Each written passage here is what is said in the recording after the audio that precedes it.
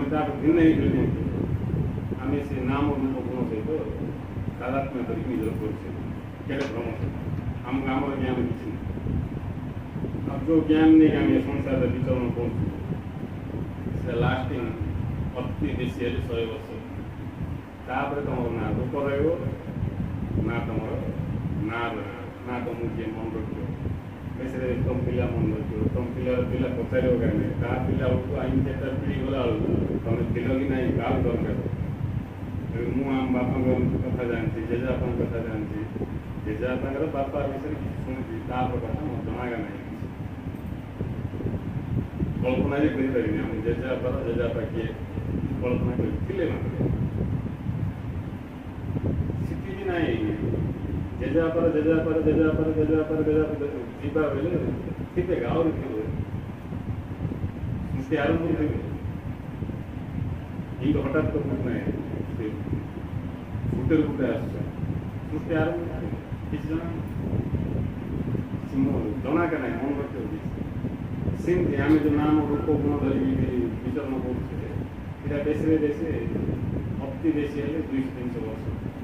ତାପରେ ନା ଆମର ନାଁ ବି କିଏ ମନେ ରଖିନଥିବେ, ଆମର କଥା ବି ତାର ଦରକାର ନଥିବ।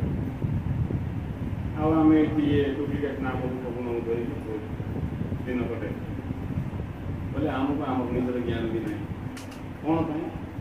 ବୁଝିବାର ଇଚ୍ଛାର ଅଭାବ, ଜିଜ୍ଞାସାର ଅଭାବ, ଆଉ କିଛି ନାହିଁ। ଜିଜ୍ଞାସାର ଅର୍ଥ ହେଉଛି ବୁଝିବା ପାଇଁ। ଯଦି ବୁଝିବାକୁ ଇଚ୍ଛା ନାହିଁ ବୋଲେ ସେ ଜିଜ୍ଞାସା ନାହିଁ।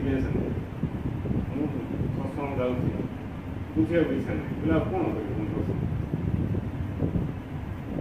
କ'ଣ କି ବୁଝିବାକୁ ଇଚ୍ଛା ନାହିଁ। ପିଲା ସ୍କୁଲକୁ ଯିବ, ସାର୍କୁ କହିବ ସାର୍ ମୁଁ ମୋତେ କିଛି ବୁଝିବାକୁ ଚାହୁଁନି, ହେଲେ କାହିଁକି ସ୍କୁଲକୁ ଆସୁଛୁ? ଘରେ ଶୋଇପଡ଼ୁନି। ବୁଝିବା ପାଇଁ ତ ସ୍କୁଲ, ବୁଝିବା ପାଇଁ ତ ଗୁରୁ, ବୁଝିବା ପାଇଁ ନ ବୁଝିକି କିଏ କିଛି କରିପାରିବ?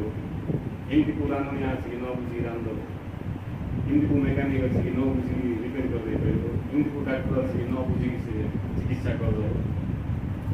ଯଦି ସେତେ ବଡ଼ ସାହସ କଲା ପେସେଣ୍ଟକୁ ମାରିଦେବ, ଗାଡ଼ିକି ଭାଙ୍ଗିଦେବ, ଧନ୍ଦା ଖରାପ କର।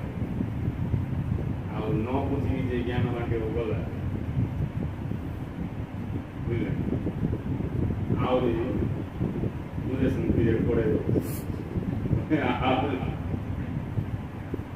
कहीं मान लो इंग्रेज अंबानी बसिया अधिकांश लोक जाना इच्छा कर लोक कम कौन कहीदिव मान